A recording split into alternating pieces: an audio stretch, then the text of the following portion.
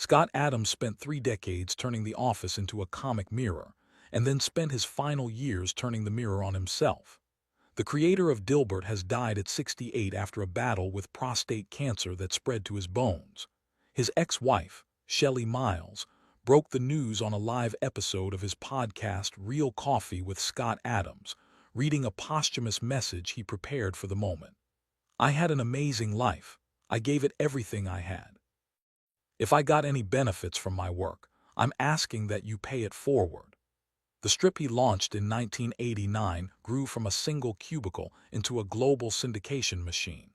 More than 2,000 newspapers in 65 countries at its peak, capturing the absurdities of corporate life with a deadpan anime that hit home for engineers, managers, and anyone who's ever sat through a meeting that could have been an email.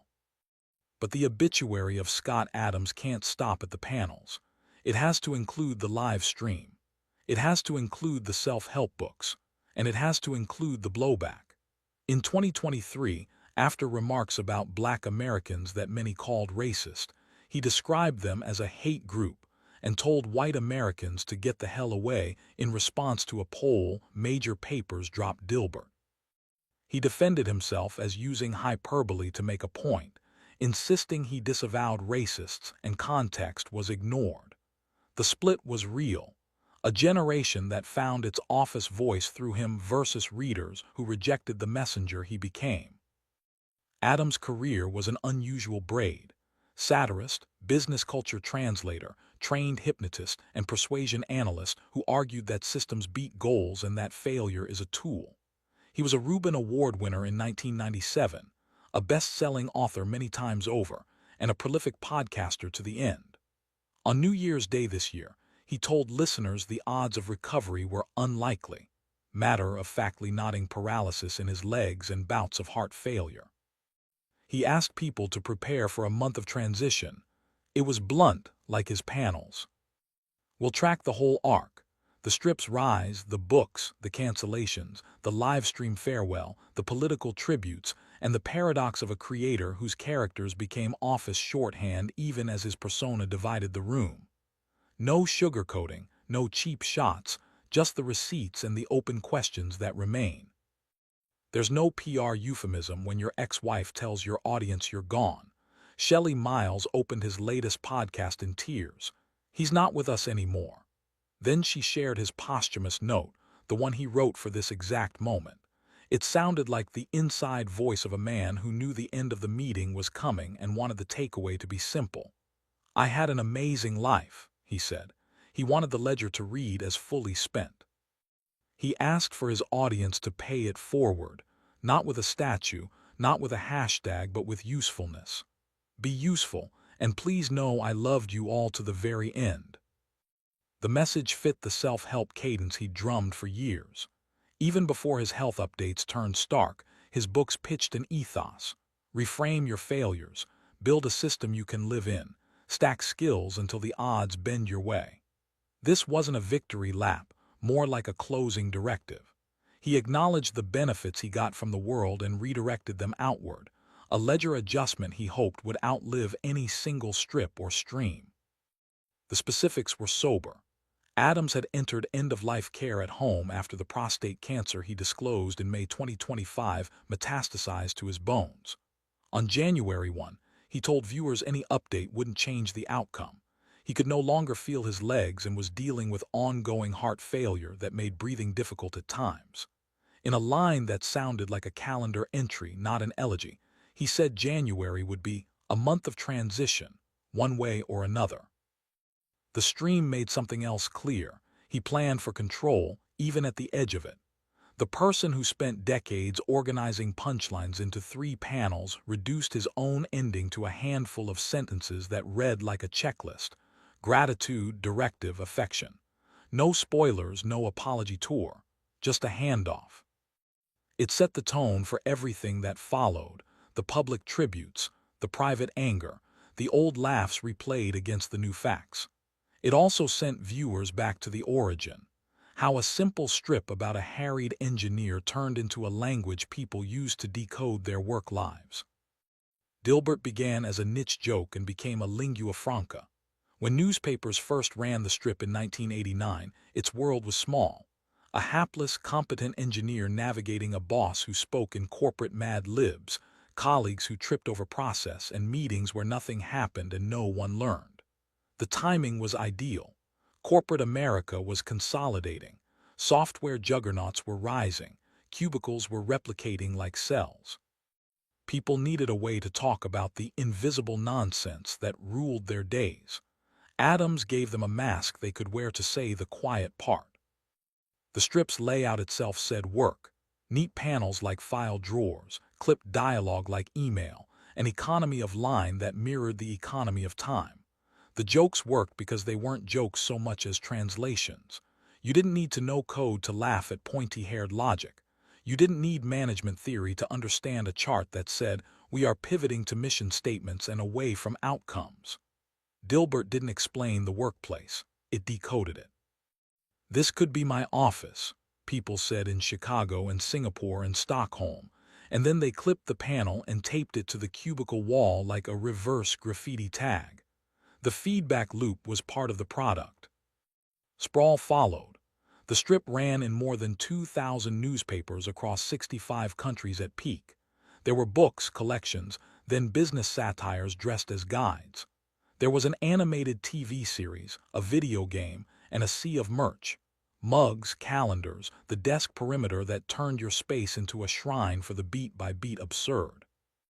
In 1997, the National Cartoonists Society gave Adams the Reuben Award, the profession's top nod. He also won the Newspaper Comic Strip Award.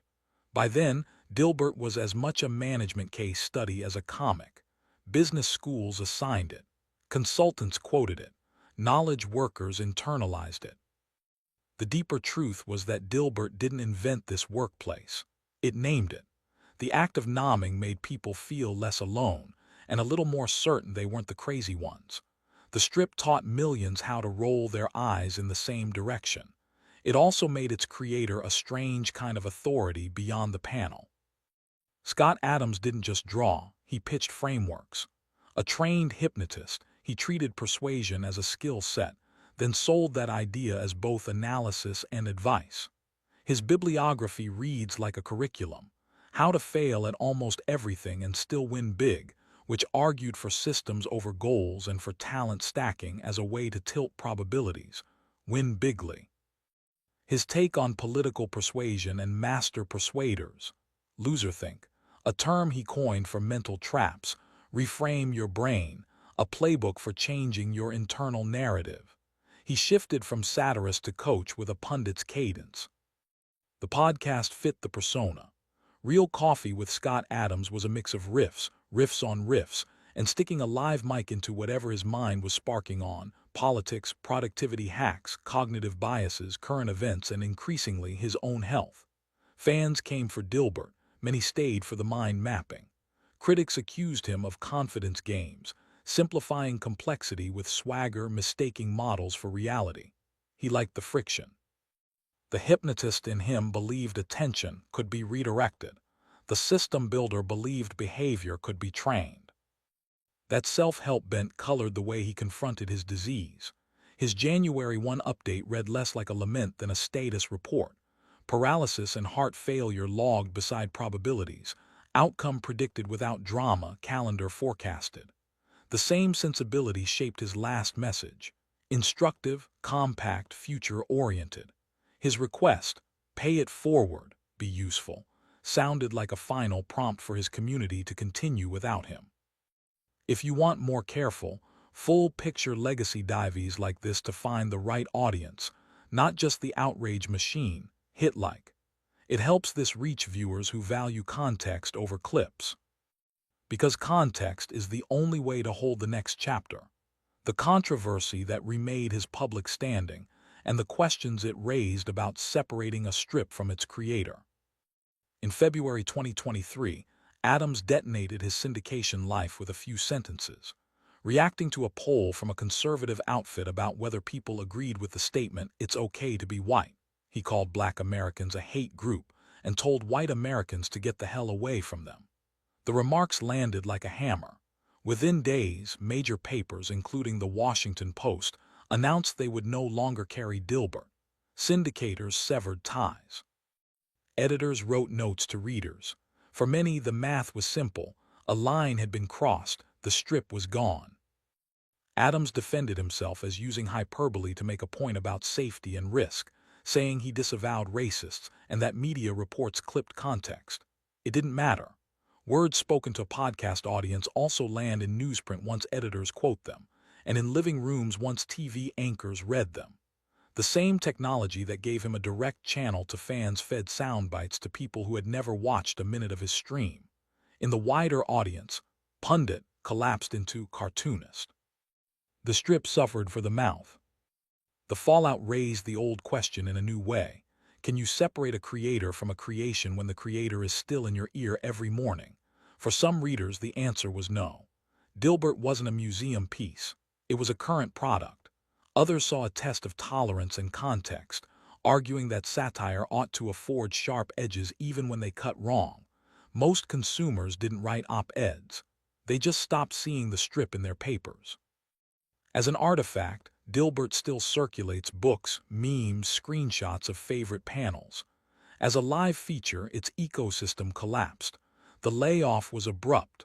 The debate remained, and Adams leaned harder into his direct channels, doubling down on the modes that didn't have editors. Death crystallizes legacies. It also freezes controversies in place. The remarks don't vanish because the strip did. They sit there, making the obit complicated and honest at once. Public figures get tributes from presidents. Controversial ones get them from politicians who thrive on contested ground. Shortly after news of Adams' death, Donald Trump posted on Truth Social, "Sadly, the great influencer, Scott Adams, has passed away. He was a fantastic guy who liked and respected me when it wasn't fashionable to do so. He bravely fought a long battle against a terrible disease." The message was personal, liked and respected me, and strategic, placing Adams in a lane of visible supporters Trump has long curated. Adams had praised Trump's persuasion skills often and early, framing the 2016 presidential campaign as a masterclass. He analyzed Trump as a high-ground operator, willing to take hits to maintain a larger frame. That stance earned Adams a political audience beyond cartoon readers, and a set of critics who saw him as an apologist. The alliance made sense. Both men cast themselves as tellers of uncomfortable truths, and both used direct channels to bypass filters. In death, that alignment is part of the record. The tribute also shows how cultural legacies cross streams. A comic strip creator can become an influencer in politics. A politician can become the voiceover in a cartoonist's obituary. In the age of podcasts, the boundaries aren't boundary-keeping. They're highways. For people who only knew Adams as the Dilbert guy, Trump's post reads like news inside the news. He was more than a strip. He was a pundit whose audience overlapped with America's most polarizing politician. None of this resolves anything. It situates the story inside the currents that moved him in his final decade: persuasion, politics, and platform.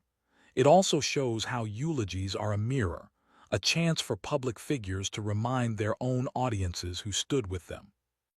Meanwhile, away from the feeds, a medical journey was ending exactly as he forecasted it would.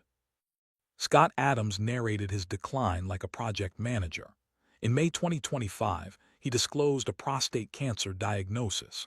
Months later, he said it had spread to his bones, an escalation with a known prognosis. He moved into end-of-life care at home, and on January 1 of this year told his listeners the odds of recovery were unlikely.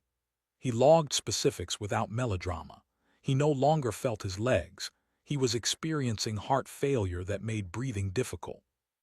"Prepare yourself," he said. "January will probably be a month of transition, one way or another." It was a clinical way to talk about dying, and listeners were split. Some found the candor bracing, a final service to an audience that had come to expect bluntness. Others found it cold. But the framing was consistent with his books: reality first, emotion as a second-order effect, action as the through line. Hospice is action, even if the action is comfort. So is telling people the truth in time to tidy affairs and say goodbyes. A few choices jump out in hindsight. He didn't litigate causes. He didn't turn the podcast into a pity funnel. He kept the message focused on the behaviors he spent years selling. Build systems, anticipate outcomes, make your time useful. The final note Shelley read echoed that. Pay it forward, be useful, know you were loved.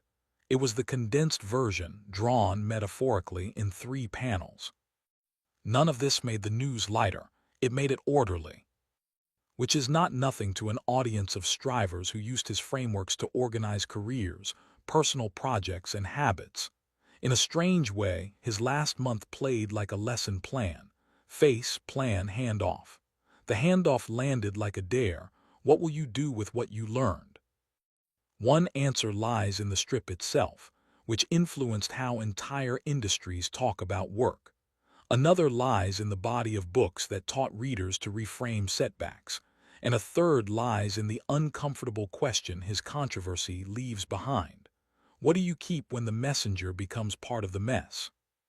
Before Dilbert, office humor was observational. After Dilbert, it was diagnostic. Adams condensed a generation's intuition about corporate dysfunction into archetypes: the pointy-haired boss who managed by buzzword, the meeting as Ouroboros, the email as shield, the engineer as Cassandra whose predictions came true too late to matter. Those tropes migrated from panels into policy.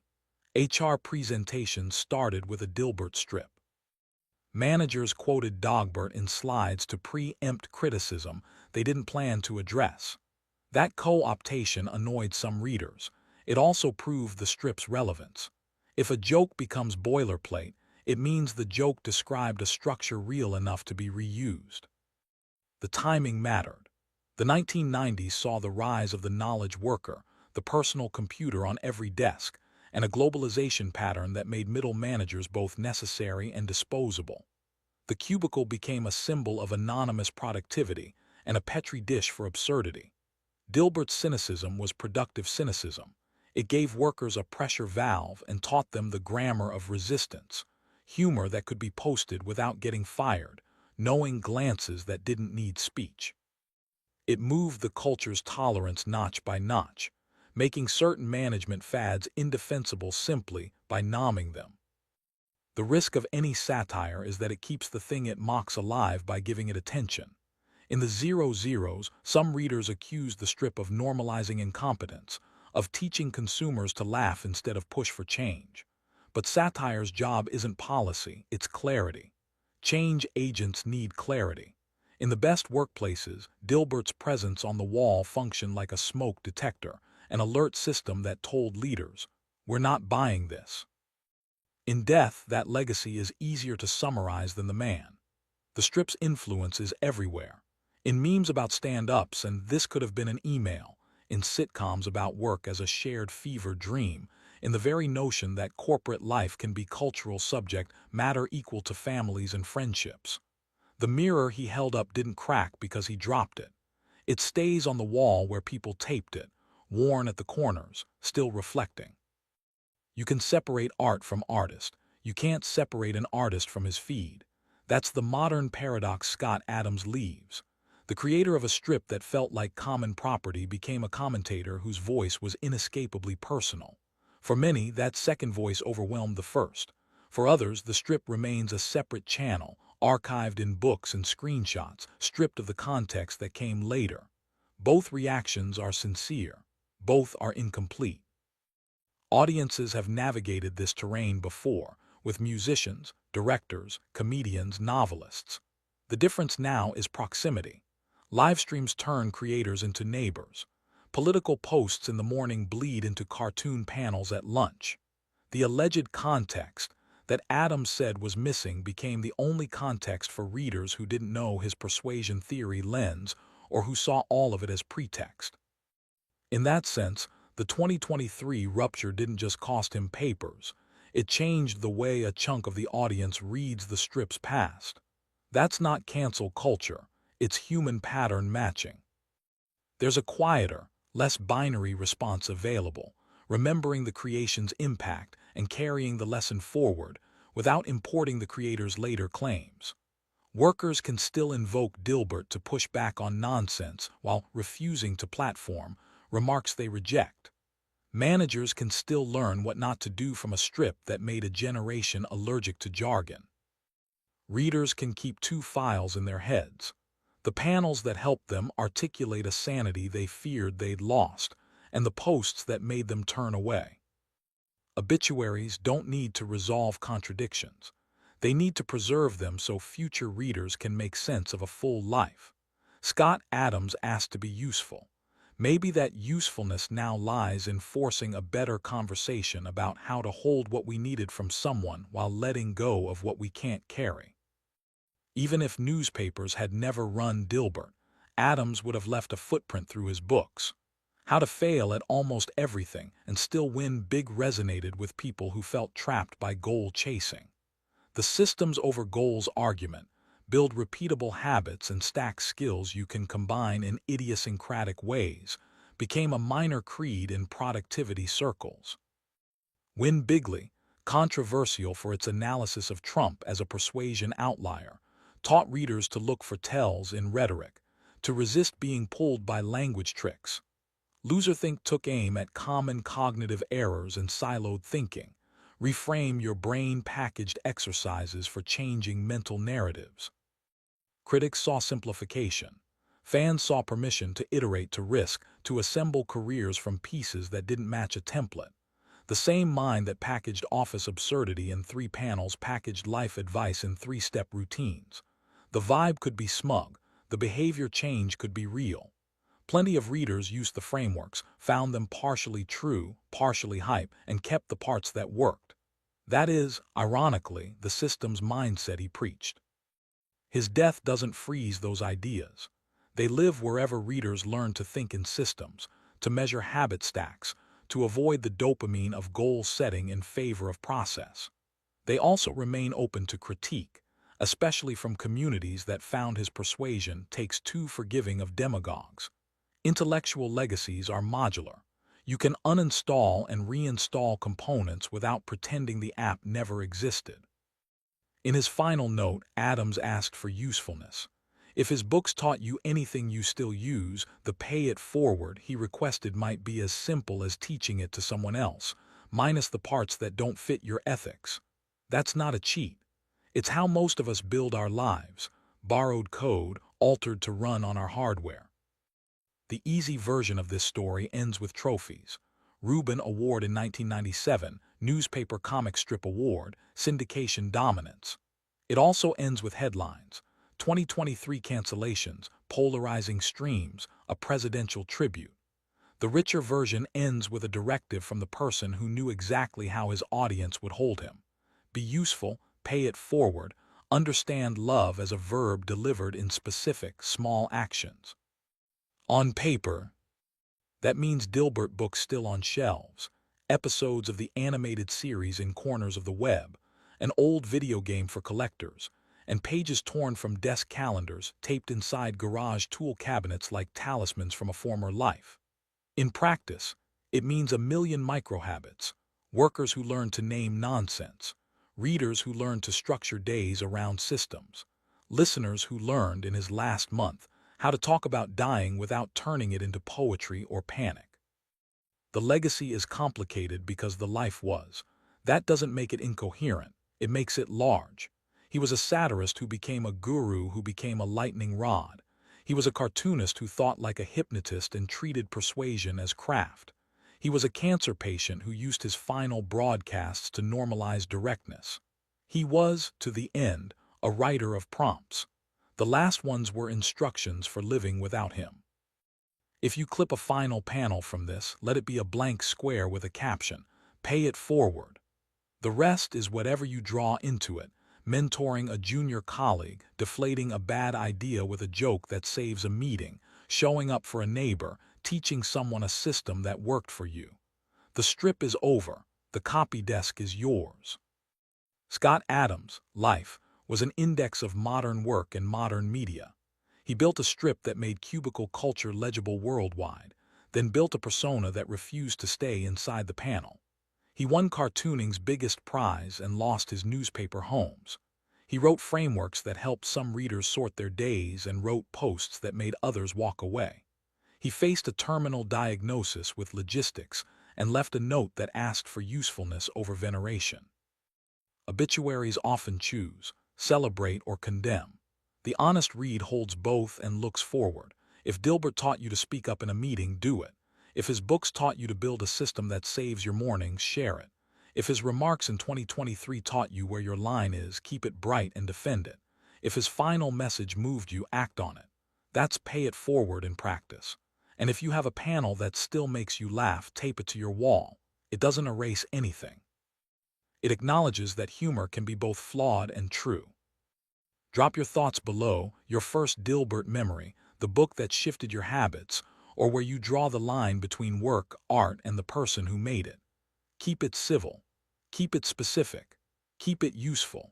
We'll moderate for respect and amplify the stories that help other people navigate their own contradictions. Because that's what good culture does: reflects, reframes, and hands you a pen.